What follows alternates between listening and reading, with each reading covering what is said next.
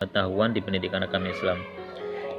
Sebelum mulai malam, mari kita mulai dengan bacaan basmalah. Bismillahirrahmanirrahim. Masuk ke pertanyaan pertama. Dalam pembahasan kali ini saya sudah menyertakan jawaban di bawah, jadi tinggal nanti dilihat jawabannya. Saya jelaskan. Di bawah ini adalah ciri-ciri penelitian tindakan kelas, kecuali A. Partisipasi dari peneliti dalam suatu program kegiatan. B. Adanya tujuan untuk meningkatkan kualitas suatu program atau kegiatan melalui penelitian tindakan. C. Adanya tindakan atau treatment untuk meningkatkan kualitas suatu program atau kegiatan. D. Jawaban A, B, C betul. Nah, kalau kita lihat adanya sebuah penelitian di sini, itu namanya penelitian tindakan kelas, berarti PTK ya. PTK ini beberapa tujuan partisipasi. Nah, yang A sampai C itu betul semua. Adanya tindakan atau treatment, adanya kualitas suatu program, adanya suatu partisipasi. Nah, itu betul. Cuman ada sedikit trik yang harus kita lihat, bahwa kalau misalkan ada pilihan lebih banyak A, B, C atau bahkan mungkin D, itu pilihlah yang paling banyak. Yang paling banyak adalah di sini adalah D. Ya. Jawaban A sampai C betul. Nomor yang kedua.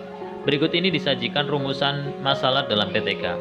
Rumusan masalah yang paling tepat disebut sebagai rumusan masalah PTK adalah A. Apakah pengaruh permainan pesan dapat meningkatkan kreativitas siswa kelas 11 SMA Negeri 2 Bayulali?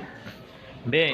Bagaimana cara meningkatkan kemampuan siswa dalam mengajukan pertanyaan melalui metode tanya jawab dalam pelajaran bahasa Indonesia di kelas 11 IPA 2. C. Mengapa siswa SMA 2 Boyolali selalu menjadi juara dalam berbagai perlombaan nasional? D. Bagaimana cara menggunakan alat peraga yang berasal dari lingkungan sekitar sekolah? Nah, jawaban yang betul adalah B ya, di sini. Nah, di sini kan kita lihat rumusan-rumusan masalah dalam masalah PTK. Rumusan yang paling tepat. Nah, rumusan yang paling tepat itu bagaimana cara. Di sini kita ada melihatnya bagaimana cara ada sebuah tujuan, yaitu tujuannya adalah meningkatkan. Nah, caranya adalah kan cara meningkatkan. Berarti di sini tujuannya adalah untuk meningkatkan kemampuan siswa. Kalau misalkan pengaruh, rumusan itu maksudnya bukan yang paling tepat. Nah, nomor yang ketiga. Di bawah ini adalah langkah-langkah dalam pelaksanaan penelitian tindakan kelas. Yang pertama, identifikasi dan perumusan masalah penelitian tindakan kelas harus terlihat bahwa masalah diidentifikasi secara kolaborasi. Ya, itu betul. Yang B, susunan organisasi tim penelitian tindakan kelas adalah anggota penuh susunan tim peneliti termasuk di dalamnya kolaborator. Yang C, implementasi tindakan intervensi penelitian bertindak sebagai aktor utama dan kolaborator terlibat dalam pengumpulan data untuk cross checking dan bersama-sama melakukan refleksi sebagai sebelum dan sesudah pembelajaran. Atau yang D, A sampai C betul. Nah, jawabannya adalah yang D. Sama seperti yang tadi nomor 1, bahwa kalau misalkan kita tidak tahu jawabannya, ada kecenderungan pilih yang paling banyak. Paling banyak opsinya itu maksudnya apa? A sampai C itu betul.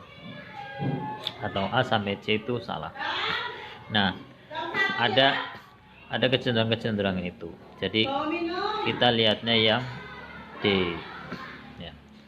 Yang keempat, penyesuaian sistematika proposal penelitian tindakan kelas terdiri dari komponen-komponen yang benar adalah sebagai berikut. Nah, dalam hal ini kita lihat banyak sekali komponen-komponennya. Apa saja? Nah, kalau misalkan kita melihatnya D, tapi kita melihatnya yang A dulu. Ada judul, betul, latar belakang, kerangka konseptual, dan hipotesa tindakan. Ini berarti punya sistematika ya, yang sistematik artinya yang runtut. Judul betul, latar belakang, kerangka, hipotesis tindakan. Identifikasi masalah. Hipotesis ini letaknya harusnya di akhir-akhir ya. karena hipotesis ini merupakan bagian kesimpulan yang awal. Jadi terus ini kalau kita lihat yang A ini ada metodisasi, sedangkan metodisasi itu harusnya ada pada awal-awal bukan terakhir. Jadi yang digunakan untuk mencari sebuah jawaban menggunakan cara atau metode, tapi metode ini di akhir, itu berarti keliru. Yang kedua adalah judul, pembatasan dan perumusan masalah, latar belakang masalah, identifikasi masalah, cara pemecahan masalah, tujuan tindakan, manfaat tindakan. Terus juga 8 kita lihat, nah ini juga ada metode yang di akhir, ini juga sedikit keliru. Nah yang C juga sama, ini juga ada metodisasi. Nah perbedaannya apa dengan yang sebelumnya? Nah perbedaannya ada di hipotesis. Nah begitu, hipotesis. Nah ini ada di poin, kalau kita lihat di poin yang ke C, kita lihat ya, judul sama, latar belakang, identifikasi masalah. Jadi latar belakang dulu ya.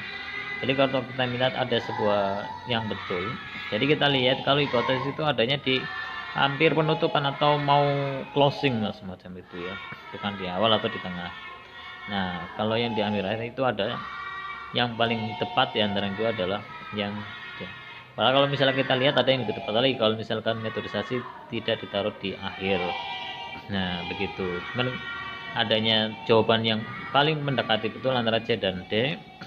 Nah kita lihat ternyata antara yang paling tepat latar belakang atau promosi masalah terlebih dahulu adalah latar belakang atau alasan dalam sebuah penelitian, itu latar belakang.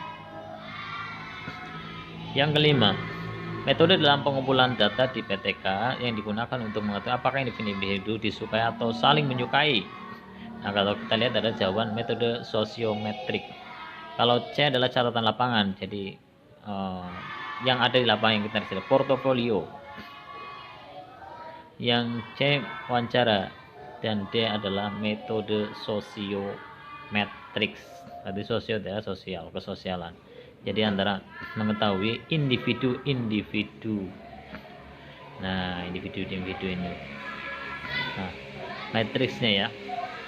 Jadi kalau misalkan kita lihatnya di garis bawah adalah adanya sebuah analisis atau pengumpulan data untuk mengetahui individu yang disukai atau tidak, itu ada semacam yang paling tepat matriks, ada matriksnya, ada semacam grafiknya, itu pada metode sosiometrics. Yang keenam, di bawah ini merupakan kegiatan untuk menganalisis data PTK. Ya, apa itu ya? Nah, kalau kita lihat jawabannya adalah C. Nah, tapi kita lihat satu persatu. Pengelolaan data dan penyajian data tentu betul itu ya. Yang B dalam deskripsi. Tentu setelah data itu disajikan, peneliti harus mendeskripsikan hasil data itu. Terus setelah kemudian hipotesis. Hipotesis itu tentu itu bukan pada tahapan PTK, itu ada di dalam penelitian ilmiah. Ya, itu bukan hipotesis. Nah, karena yang digunakan di sini adalah upaya peningkatan. Kalau upaya peningkatan berarti hipotesis sudah ada, tinggal diuji saja.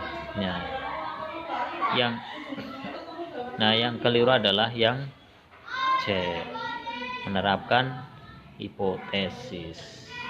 Yang ketujuh, di bawah ini adalah karakteristik karya tulis ilmiah untuk membedakan dengan tulisan-tulisan lain. Dalam ini adalah pasti jawabannya dia. A. Karya ilmiah adalah tulisan yang disusun secara sistematis, betul, logis dan rasional, yang didukung oleh fakta, ya, yaitu berupa fakta umum dan dapat dibuktikan dengan kebenaran secara ilmiah dengan mengikuti metodologi penulisan ilmiah yang betul, ya. Oke. Yang B. Karya ilmiah menerapkan teori-teori yang dilandasi oleh hasil pengamatan, penelitian, dan atau pemikiran yang mendalam. Nah, yang C, karya ilmiah dapat merekomendasikan pemecahan masalah dengan berbagai cara atau metode sesuai dengan metode sesuai dengan masalah yang menjadi pokok bahasan. Nah, sampai deduksi-induksi betul. Kalian ini adalah karangan penulis. Nah, ini yang keliru ya. Jadi kalian ini adalah berdasarkan fakta, bukan karangan penulis itu sendiri. Jadi ada basis data secara empirik yang sudah diteliti. 8. Artikel ilmiah yang biasa disebut oleh jurnal-jurnal ilmiah diterbitkan oleh lembaga-lembaga yang memiliki otoritas akademik seperti universitas atau lembaga riset adalah jurnal ilmiah. Kalau buku akademik itu ada di masing-masing SKPD atau bahkan mungkin ada di masing-masing institusi. Itu ada buku akademik atau di masing-masing lembaga pendidikan. Review atau artikel ini juga tidak. Di sini kita melihat ilmiah biasanya dimuat. Yang dimuat berarti ya jurnal. Kalau review laporan penelitian itu juga bukan. Kita lihat yang paling tepat. 9. Persiapan awal dalam PTK adalah, jadi kita lihatnya awalnya saja ya. Menyiapkan instrumen wawancara. Yang B membuat analisis, yang C membuat rencana, yang D menyiapkan. Nah, kalau ada menyiapkan, menyiapkan, tentu sebelum itu adalah pertama rencana. Rencana itu ada di dalam pikiran. Yang terakhir dulu ya, kita ada 10 soal dulu. Proposal penelitian dalam PTK adalah, yang proposal berarti kan usulan ya, berarti kita lihatnya di situ. Usulan atau yang paling awal. Yang A usulan untuk mendapatkan dana, tentu tidak. Kalau dana berarti itu kaitannya dengan proyek-proyek tertentu. Yang B uraian tentang komponen-komponen yang harus dilakukan oleh guru, bukan uraian yang harus dilakukan, itu namanya juknis. Yang C uraian proyek penelitian pendidikan, jadi ada proyek. Tapi yang D perencanaan sistematika untuk melaksanakan PTK, yang paling tepat adalah D. Nah, itu aja yang hari ini dapat saya sampaikan, semoga bermanfaat dan selalu belajar, tentunya kita sama-sama belajar. Kalau nggak belajar memang kita cenderung agak kurang terasa ya. Bila wassalamualaikum warahmatullahi wabarakatuh.